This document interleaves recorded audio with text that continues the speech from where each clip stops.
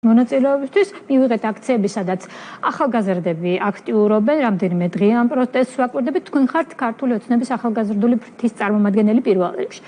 აი, თქვენი გადასახედიდან მაშინ რასთან გვაქვს საქმე, როდესაც ასეთი სურათი გვაქვს? საღამოშვიდობის, მადლობას გიხდით მოწვევისთვის. მივესალმებით ტელემაყურებელს, მინდა გამოვიყენო ეს საშუალება და მივმართო თითოეულ ახალგაზრდას, რომ ის პროცესები, რომლებიც ახლა ქუჩაში მიმდინარეობს, ემსახურება ერთ მთავარ მიზანს, რომ როგორმე ამ ქვეყანაში შეიქმნას არეულობა, დესტაბილიზაცია, შემდეგ გარკვეულმა რადიკალურმა ჯგუფებმა მოახერხონ ხელისუფლების არეულობის გზით ჩანაცვლება, თუმცა მინდა მათ გარანტია მივცე, რომ ეს ასე არ მოხდება. ჩვენ იდენტიფიცირებული გვყავს ყველა ის ადამიანი, რომელიც სტუდენტების, ახალგაზრდების სახელით საუბრობს. ეს ადამიანები არიან პირდაპირ ნაციონალური მოძრაობის წარმომადგენლები. მინდა გავაცნო ჩვენს ტელემაყურებლებს ნიკო მანაგაძე, მაგალითად, რომელიც დღეს თბილისის სახელმწიფო უნივერსიტეტში პროვოკაციული ქმედებებით გამოირჩეოდა და პირდაპირ მიუვარდა პრემიერ-მინისტრსა და ლექციის ჩაშლა, რაც რა თქმა უნდა არ გამოუვიდა. ასევე ჩვენ ხედავთ, რომ მთელი ამ დღეების განმავლობაში აქტიური პროცესები მიმდინარეობს ზვიად ცეცხლაძის მონაწილეობით. ეს ადამიანი წარმოადგენს არასამთავრობო ორგანიზაცია დაფიონს და ეს ადამიანიც მინდა რომ საზოგადოებამ კარგად იცოდეს. ასევე ჩვენ ვიცით, რომ ის პლაკატები, რომლებიც ქუჩებში გაიკრა მთელი ამ დღეების განმავლობაში, ორგანიზებული იყო ლელოს ახალგაზრდული ორგანიზაციის მონაწილეობით. ასევე მთელ ამ პროცესებში ჩართული არის სტუდენტური მოძრაობა ნაბიჯის დამფუძნებელი დავით ჩხობაძე, რომელიც არის დავით კეზერაშვილის წრესთან დაახლოებული პირი და შარშანაც გვახსოვს ეს ადამიანი, რომ მთელი დღეების განმავლობაში აქტიურად ცდილობდა, რომ როგორმე ამ ქვეყანაში არეულობა მომხდარიყო. ასევე ნაციონალური მოძრაობის ახალგაზრდული ფრთის ყოფილი ხელმძღვანელი, რომლებიც დღეს არიან უკვე გადაბარგებული გვარამიას და მელიას პარტიაში, რომელსაც ქვია პარტია ახლები. ეს არის ნიკა ნოზაძე, ახალგაზრდული ფრთის ხელმძღვანელი უკვე ამ პარტიის. ასევე იგორ ნარმანია, რომელიც ახლა არის ნაციონალური მოძრაობის ახალგაზრდული ორგანიზაციის მდივანი.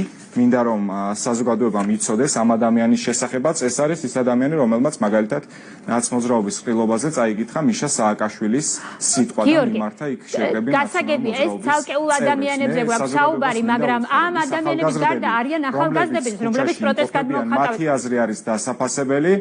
ამ ადამიანების გარდა სხვა ახალგაზრდების დგანან, რომელსაც ვერ დავაკავშირებთ ვერანაირ მაგალითად პარტიული კუთვნილების მიხედვით.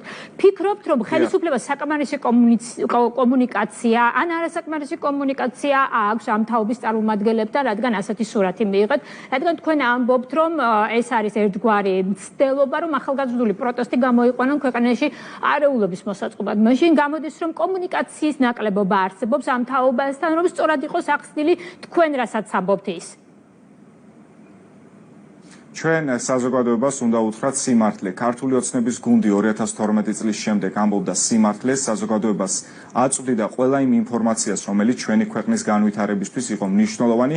დღესაც ამ ეტაპზე ვარ, ჩვენ საზოგადოებას უნდა უთხრათ, რომ გამჭვირვალობის კანონი არის ქართული კანონი, რომელიც არის ევროპული სტილის, რაც არ უნდა განცხადებები გაკეთდეს, ვინც არ უნდა გითხრას მოსწონს თუ არ მოსწონს, ეს კანონი ემსახურება ერთ მთავარ მიზანს, რომ მიღწეული იყოს გამჭვირვალობა, ასევე იმისთვის, რომ დავიცვათ ჩვენი ქვეყნის სუვერენიტეტი. ოკუპირებულ ქვეყანას აქვს ყველანაირი უფლება იმისთვის, რომ მსგავსი კანონი მიიღოს, რომელიც ასევე ამ დღეების განმავლობაში ვნახეთ, რომ ძალიან ბევრ ევროპულ ქვეყანაში მოქმედებს ასეთი კანონი. ძალიან ბევრი ევროპული ქვეყანა ასევე მუშაობს მსგავს კანონმდებლობაზე და ჩვენ საზოგადოებას უნდა უთხრათ, რომ ტელევიზიების საშუალებით, ნაცმოძრაობის ტელევიზიების საშუალებით, როდესაც ახალგაზრდების სახელით გადაწყვეტენ საუბარს, მათ უნდა იცოდნენ, რომ საზოგადოება კარგად ხედავს, სად არის სიმართლე, ვინ ემსახურება ჩვენი ქვეყნის ევროპულ ინტერესებს და ასეთი პოლიტიკური გუნდი არის ქართული ოცნება. ჩვენ შარშან ქონდა პირობა, რომ მას შემდეგ რაც კანონპროექტს უკან გავიწვევდით, ფინანსები, რომლებიც არის გაუმჭვირვალე, გახდებოდა გამჭვირვალე,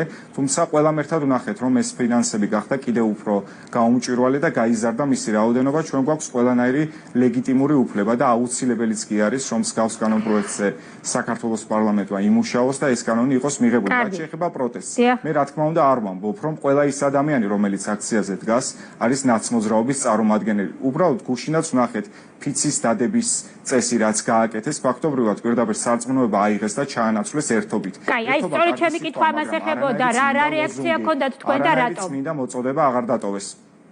ამ მოწოდებაზე ენა, მამული, ერთობა. თქვენ რა რეაქცია ჰქონდათ? ჩვენ ყველანი ვწმუნდებით იმ ფაქტში, რომ ის ფინანსები, რომლებიც გარკვეული დონორებისგან, გარკვეული ქვეყნებისგან მოედინება, რა თქმა უნდა, საქართველოში ეს ემსახურება იმ მიზნებს, რომ მოხდეს LGBT პროპაგანდა, მოხდეს ეკლესიის შეურაცხყოფა, მაგრამ ჩვენ ამას არ დაუშვებთ. ამის მთავარი გარემოება ის არის, რომ კანონპროექტზე იმუშაოს საქართველოს პარლამენტმა, შემდეგ გვაქვს უკვე მეორე განხილვა, რომელსაც მეორე მოსმენით განვიხილავთ ამ კანონპროექტს და აქტიურ კომუნიკაციას გავაგრძელებთ საზოგადოებას და რაც შეეხება ასევე ახალგაზრდებს. ჩვენი ორგანიზაციის წევრები და მხარდამჭერები აქტიურ კომუნიკაციას გააგრძელებენ იმისთვის, რომ საზოგადოება კიდევ უფრო დავარწმუნოთ იმაში, რომ ამ კანონს არანაირი შეხება არ აქვს რუსულ კანონთან, პირდაპირ ეს არის ქართული კანონი, რომლის ერთადერთი მიზანიც არის გამჭვირვალობის უზრუნველყოფა. გასაგებია, ძალიან დიდი მადლობა გიორგი ჩაკვეტაძე საუბრობდა პირდაპირ ეთერში. რეკლამა და რეკლამის შემდეგ